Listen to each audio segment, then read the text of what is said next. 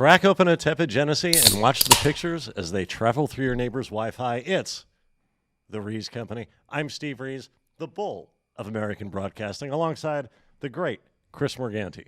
Welcome to the show. It's been a very fun, very exciting week. There's something we mentioned on a recent show. Chris, you mentioned you had a story about a particular strip club. Yes, the Just Enough Lounge in Bridgeport, Pennsylvania. And you discovered something. Well, actually, Bartleby the Insult Cardinal discovered it. You all remember him from our hot dog show. Yeah, he was the Pope's hype man. Right. And I guess he had been looking at our episode, and he's noticed that the Just Enough Lounge has their own YouTube channel, much like us. And I thought maybe we'd sample some of their video. Let's check some of this out, yeah.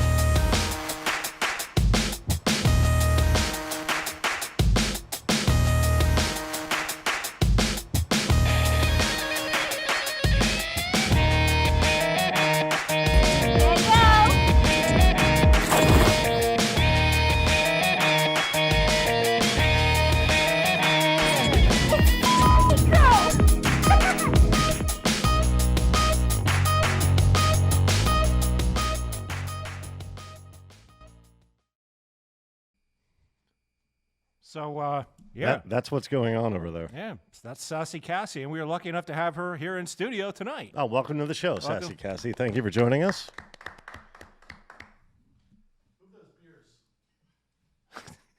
Oh, I'm sorry. We were blocking Sassy Cassie. You can't see the stripper for the Genesee. You couldn't see her because of the 6-inch tall cans blocking her view.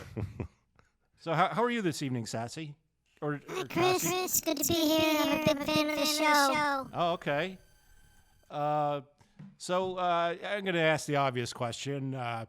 What are you stripping to pay your way through school or something like that? No, I started stripping to pay off my mafia debt. They told me if I didn't pay up, they'd break my tits. Yeah. You know what? This is actually a real problem, Steve. I actually just did a PSA about this very week. Oh, do we have this? Can we share this with I believe the we folks? do. Jim, do we have it? Hi, folks. YouTube's Chris Morganti here to tell you about the dangers of borrowing money from the mafia. Borrowing money from the mafia is rarely a good idea. For one thing, the interest rates are insane. For another, if you miss a payment, you'll have some scary individuals coming after you. You may even have to change your name to Michelle and walk around wearing a blonde wig as a disguise.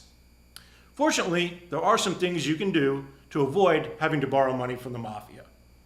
For one thing, never bet your rent money on the Detroit Red Wings, because those motherfuckers can't score to save their lives.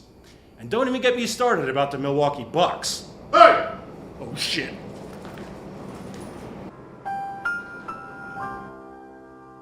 Chris Morganti providing a public service. Yeah, once again, we're doing the public good. And I guess Sassy Cassie left. She left. Well, since I she's didn't not see here her. anymore, can I ask you this? Yeah. Do you kind of think people who would go to a strip club to see a midget strip, they might be pedos? Yeah. I mean, yeah, probably. And I'm not saying adult little people shouldn't be able to date and, express themselves sexually. That would be a radical stance for you to That take. would be a radical stance. But I am skeptical of regular-sized men who express an attraction to them. I think that might be a sign of something. Yeah, nefarious. something that's a bit odd. Certainly, I didn't find anything. Well, by watching that video, very freak show.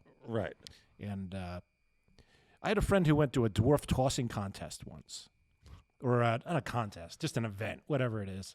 An event? Well, why not a contest? There may as well be prizes. Maybe there was. I have no idea. I didn't go. This is related to me secondhand. But he just said how disturbing it was to watch guys who would just get up there and tossing another human being. Right. It's so you're so dehumanizing. And it's for distance, right? That's how they I believe so, yeah. measure success in that field? Well, height would probably present some problems, because they'd have to come back down. But I don't know. Like I said, I haven't been to one, and did not get a good review from the one person I know who did. So, yeah. What was his issue with it? Because it was dehumanizing. For that purpose. Okay. Yeah. Understood. Man, oh man. Did you see any? You went to the Renaissance Fair recently. Yeah. Did you see any little people as part of the production? No, I've never seen one there. Well, maybe as a customer, but I wouldn't have remembered that. Right. No. But I guess that's what, I guess back in the day, being if you were born that way, being a court jester was probably a good gig. Yeah.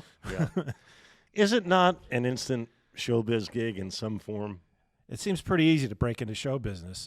Especially, imagine when they filmed The Wizard of Oz, they had to go out and find all these people, because now they probably just That was probably all of them. Yeah. But when they did Lord of the Rings, they cast regular height people and just digitally altered them to look like hobbits, right? So that kind of work is probably not as plentiful as it used to be. But it seems like you can still find your way somehow.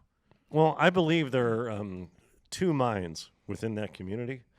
There are the people who say, well, yeah, but that's something we can take advantage of. It's a privilege of ours that we can capitalize on. Right. We're in demand in these fields. And then there are other people who say that that's kind of a form of minstrelsy to participate in that. And perpetuate the image of little people as, basically clowns. Okay. So what, you want them to go work at McDonald's? That could be an issue too. Well, how could that be an issue? I don't know. I don't know how good they are at using. Oh, no. Continue, please. Never mind. No, I'd love to hear this. You don't know how good they are at using what? The fryer is a certain height, right? You got somebody trying to do one of these with the hot oil, and I don't know. Seems like there might be some issues. You don't think there could be a set of step stool? ladders? Yeah, maybe a stool or a telephone book. But wouldn't that be in the way for the other people? I don't know. I don't know how it works. Okay, well, I don't know either. I say let them be in show business. Yeah, no one's saying they shouldn't be in show business. You're just saying they shouldn't be able to work at McDonald's. That seems possibly dangerous.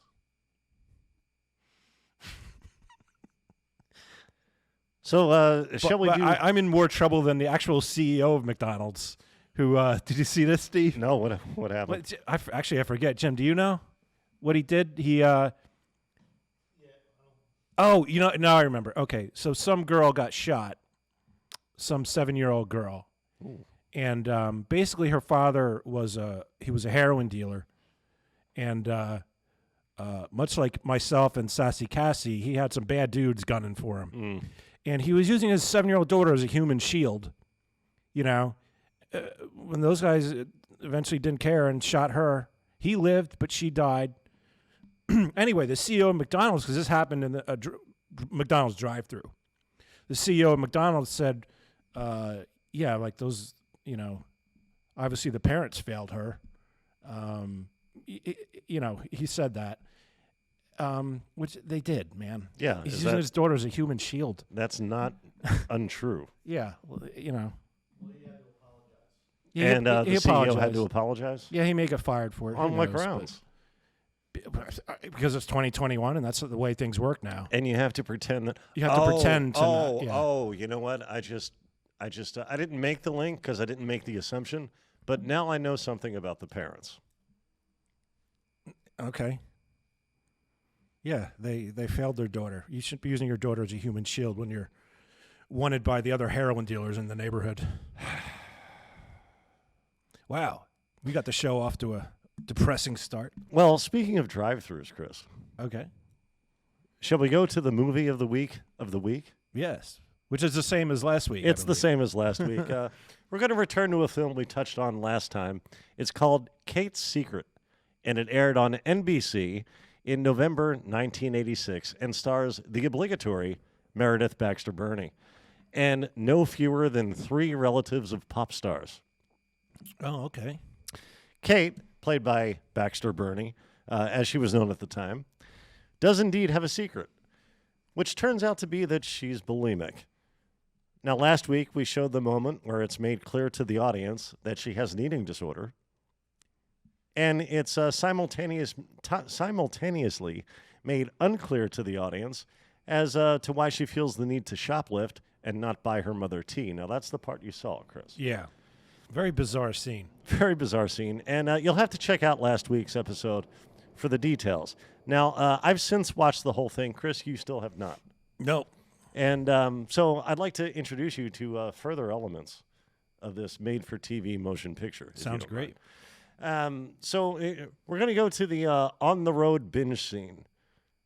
Now, last week, we saw Kate binge in the supermarket and purge behind its dumpster. The store wasn't identified, but I'm guessing it was a Ralph's. The hell's a Rouse? A day or two later, Kate takes that show on the road. Let's have a look. Handboy? Oh, Ralph's. I get it.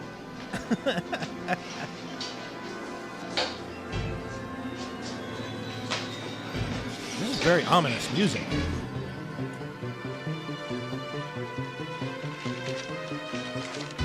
Hey, don't you need another spoon for your daughter? That's irritating dialogue.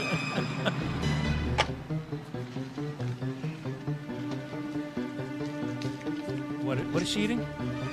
Ice cream again? Yeah, I think it's some sort of ice cream. Like a sundae, perhaps a float.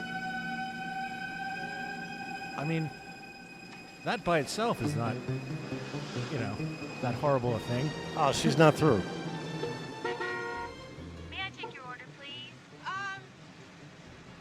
I'd like to order a large Everything? fries. Better make that 2. What else does she want?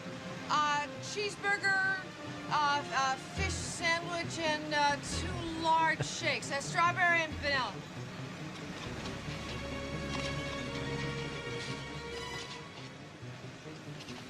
Ma'am, your order? 2 large fries, 1 cheeseburger, a fish sandwich, and 2 large shakes, 1 strawberry and 1 vanilla. Anything Thanks. else?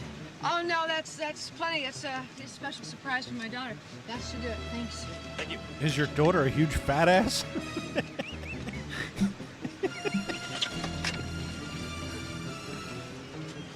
I'm glad you noticed that, Chris. Do you have any idea what pepperoni's made of? Pepper and a bunch of other stuff. No, it's all kinds of ground up meat, like parts that don't even have a name, and then it's all mashed up and stuffed in these long hot dog kind of I would hurry. My daughter's waiting. Would you? Okay, forget the pepperoni. Does she have a daughter? She does indeed. Because she's making a lot of mileage out of that excuse. Oh, is she ever? What have you have ready? My daughter. Again.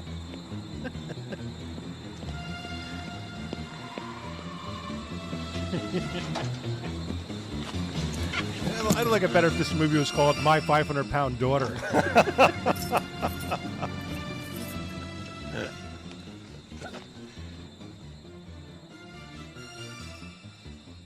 All right, that's about all we need right there. Is she wait, is she there's more of her buying food? Oh no, I think that's it. I think this is where she goes home. Yeah, actually, she gets out and purges.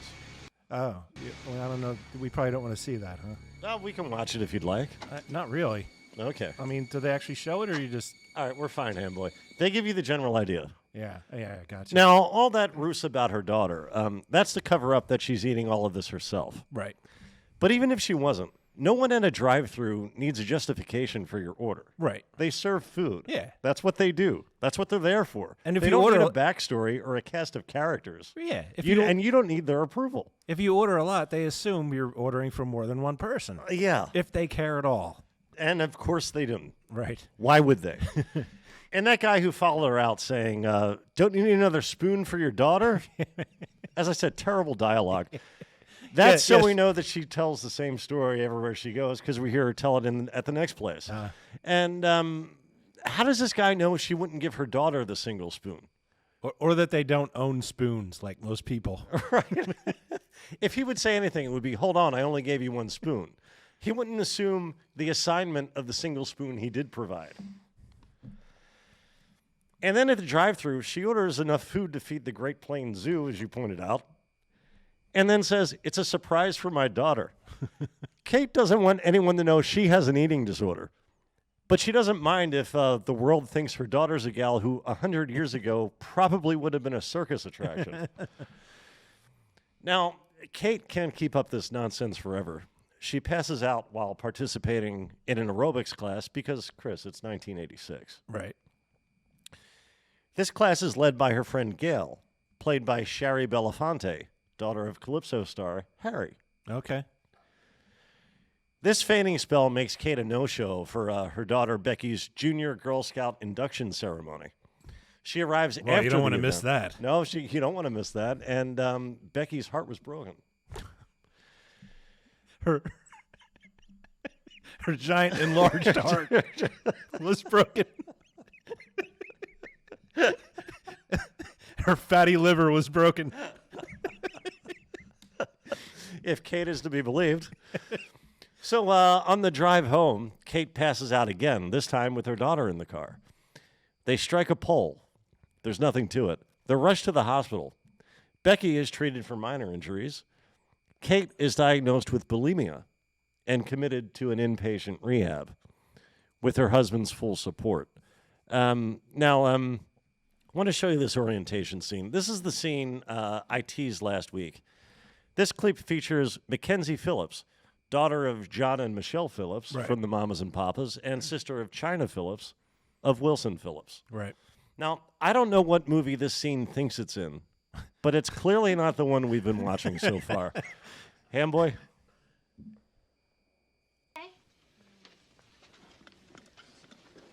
Everyone, this is Kate.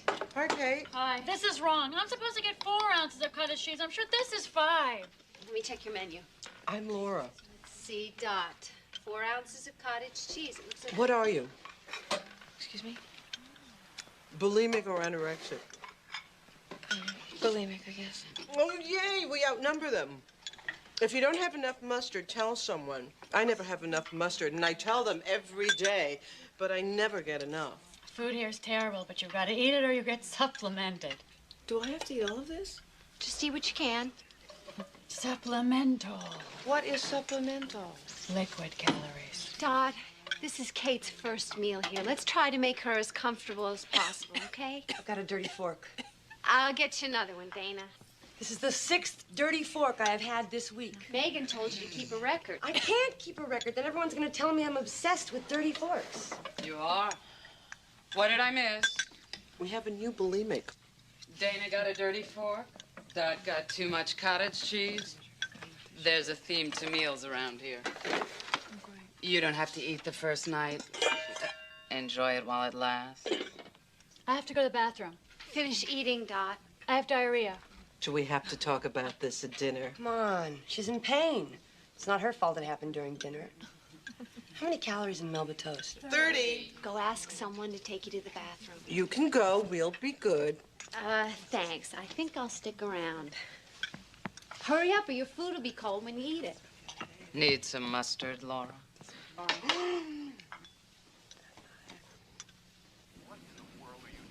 Is the TV on too loud? No, not at all. I'm sure she'd be happy to oblige that. Well, if it isn't the wicked steps. We don't have to be friends just because we're in the same room. I'm kind of direct. I hope it doesn't bother you. An old bag. Who's here before me? Anorexic. Doesn't anybody go by names around here? They just go by diseases? All right, that's enough, This is a Emily. hospital. Thank you. It's not a social club. Who was here before me? More dumb dialogue. Who was here before? What answer would satisfy you? If she said Deborah Burns, would that have meant anything to you? Dumb question and poor writing. But as we've seen in this last scene, Kate's roommate is a young woman. Her name is Patch. And she's played by Tracy Nelson, daughter of Ricky Nelson, rock and roll pioneer, and sister of Matthew and Gunnar Nelson, the opposite of that. Patch is a model whose walls, you may have noticed, are decorated with posters of herself. And in this next scene we're going to watch, she reveals how inept she is at consolation. I'm your nightmare. All of you. You starve so that you won't look like me. You vomit so that you won't look like me. How do you think I feel being the object of all that hate? So what's she there for? Oh, bulimia. Oh, but it's just not Do you working? know what it's like to walk into a room and have everyone look at you as if you were a freak?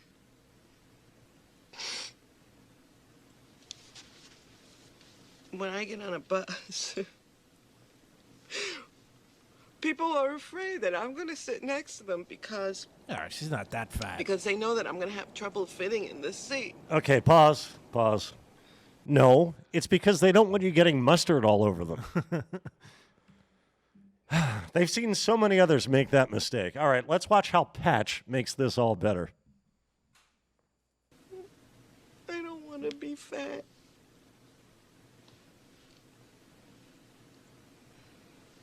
And I hate myself.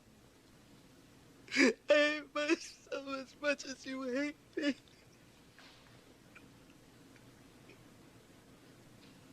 Laura, don't you get it? I feel exactly the same way you do. No matter how much I starve myself, no matter how much I throw up, I think I'm fat. I think I'm fat. Do you understand? I don't worry about looking like you because I think I already do look like you. I hate myself a lot more than I can Is hate that anybody the worst else. thing you could possibly say to this woman? Yeah, that's not going to make her feel any better. How about you, Kate? All right, we're good. I mean, it's a valid point, but it's not going to make the other person feel any better.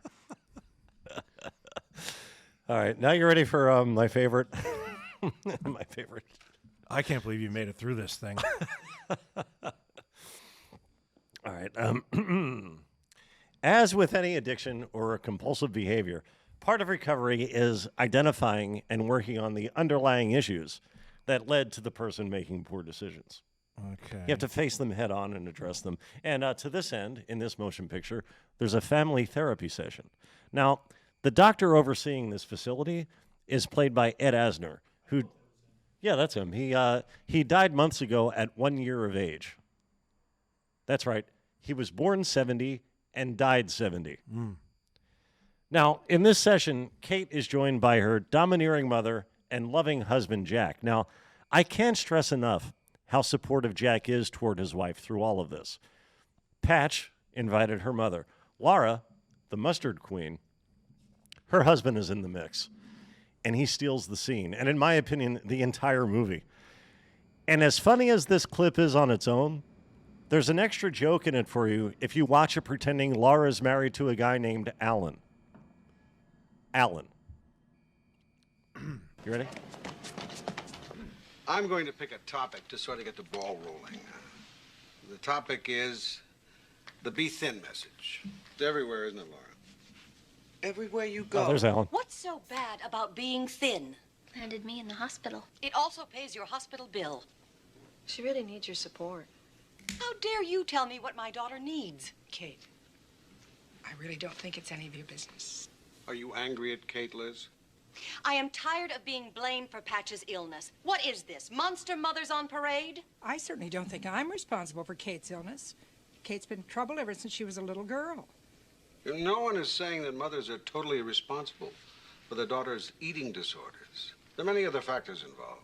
Yeah, we husbands. Do people have anything to do with how we turned out? I never told you to stick your fingers down your throat. No, you just told me that no one would pay me $1,000 an hour if I looked like a blimp.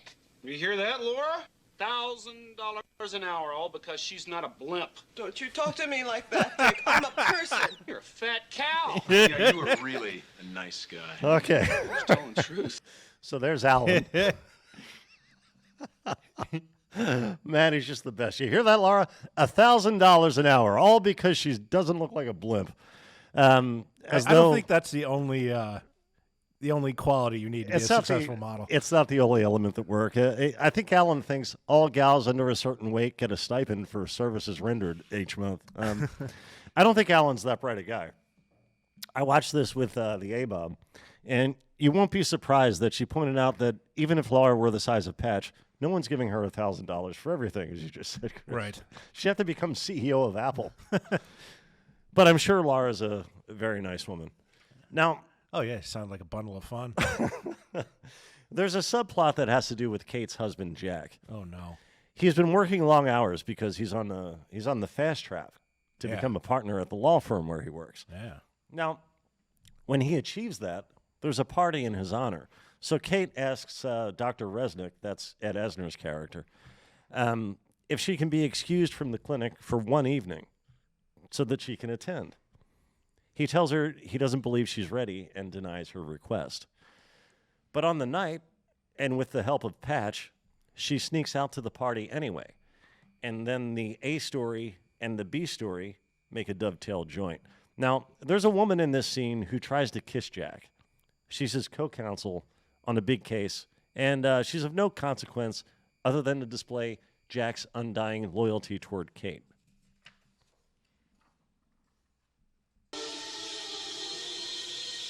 The whole family met him during the campaign. He said that I was the cutest baby he'd ever seen. Yeah. Even back then, she knew how to be in the right place at the right time. Yes. Someone's in here? What's going on here? Is she puking again? Yeah, she's about to binge, yeah.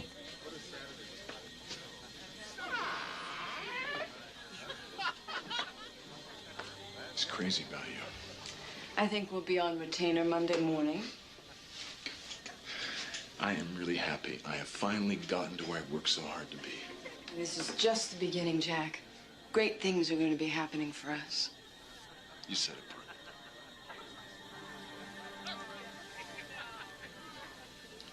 Wow.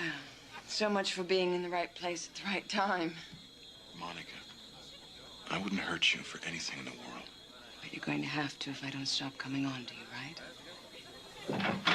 Oh, Jack, we've looked everywhere for you. All right, we know. This is Seinfeld. We get it. Calm down, everybody. How could anybody not like it? Well, what happened? What happened, Steve? Why is she in the hospital? Dr. Resnick? Yeah. She's lost a lot of blood. We're losing the pulse. Blood pressure's very low. Let's get her up to surgery. Her stomach may be hemorrhaging. Stomach hemorrhaging from excessive vomiting. Oh, okay. Going up to surgery with her. Is she going to be all right? I think she got here in time. I thought she was cured. She's far from cured. Why did you let her go tonight? I didn't. She snuck out without my permission. Why would she do something so stupid? Well, she is To stupid. make you happy. Oh, I get it. I'm the asshole. Sorry for doing my job well and being rewarded for it. Sorry for being unflinchingly supportive of my wife when she needs me most, even though she picks that time to coincide with the most important point of my professional life, which I somehow managed to hold together, all while rejecting constant advances from a woman much better suited for me. Sorry for making Kate lie to me about her getting permission to attend the party. Yeah, all this has made me so very happy. I have a blood, sweat, and tears song playing in my head right now. Man, you sound like you're about to make partner in the law firm. Yo, Steve, let me ask you something. Jim, can you just go back to that woman that tried to kiss her law partner there, just so we can get a still frame shot of her? Wasn't a well, good he kiss, turned Hambler? away, but Yeah, he wasn't. So right there. Wasn't interested. There she is. Now, what the hell was going on with hairdos in the 80s? Like, that's probably an attractive woman, but with that kind of hairdo, she just looks like somebody's mom. Man. That's what they used to call a smart haircut. Yeah. It's very smart. Doesn't seem that smart. Is it just because she looks like people that I associated with being mothers in the 80s that I can't find that attractive?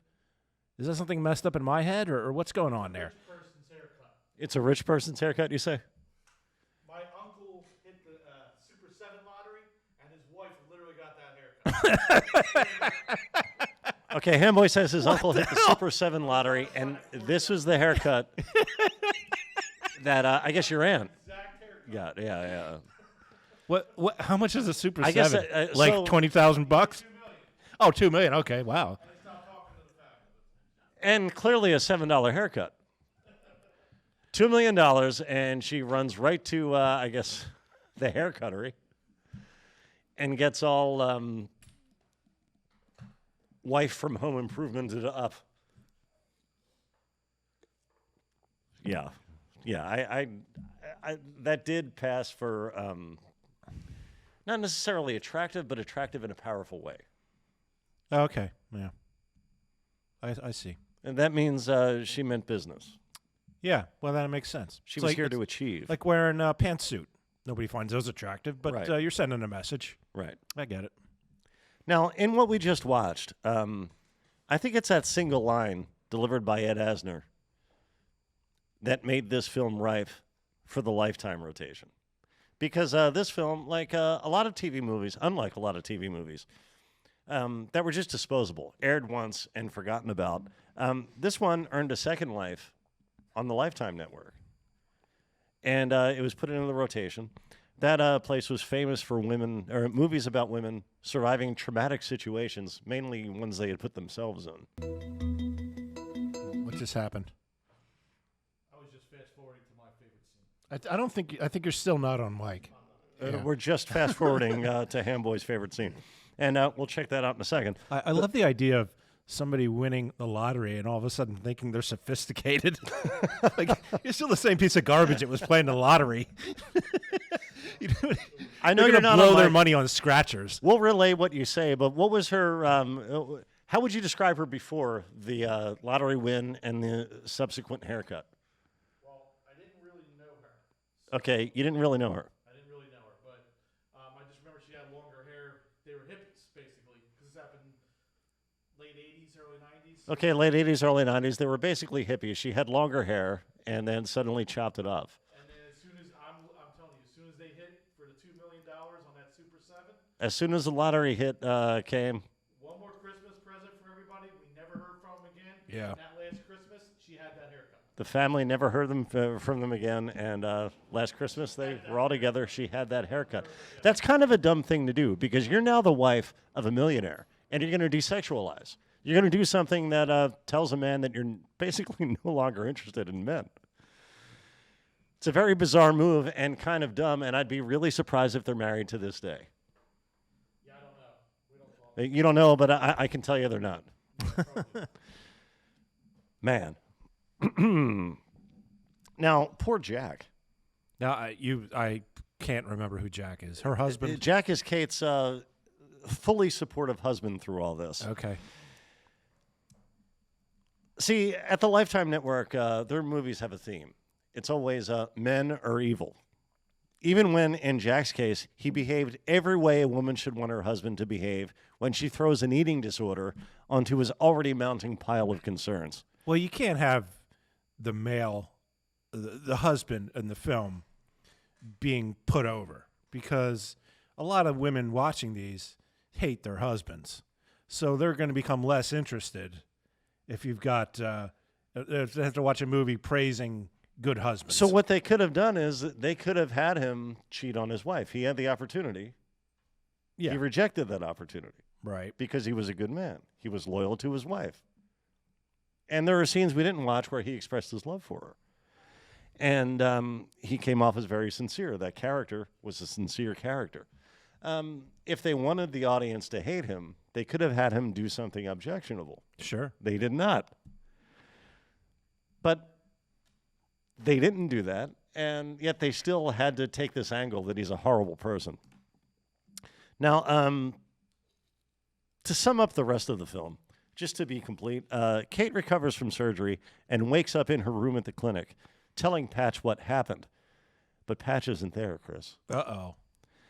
When Kate realizes this, she roams the facility, demanding to speak to Patch.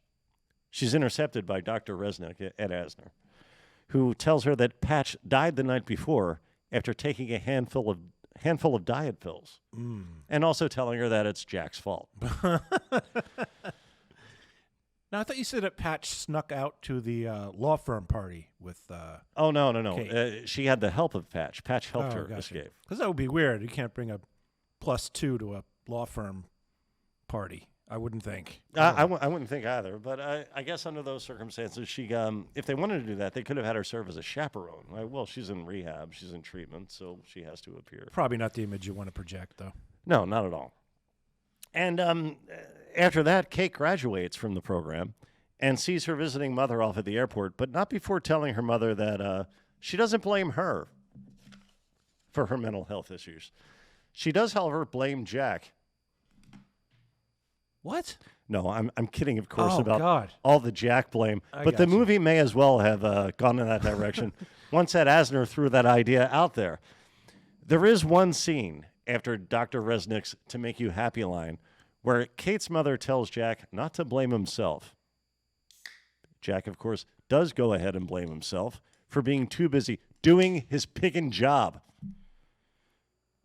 Too busy to notice, all the things that Kate actively hid from everyone in her life, including the guy at the drive-through window. Do you think if this were a real-life scenario, do you think Jack would blame himself? I don't think Jack would blame himself. I think Jack would resent her for putting him in this situation when he's at the height of his career. Yeah. Yeah, it's all Jack's fault. I'll bet the night this aired, as soon as the tape was ejected, someone drove it from NBC directly over to Lifetime. So, like, comment, subscribe. Tell us which movie you'd like us to watch next week. Well,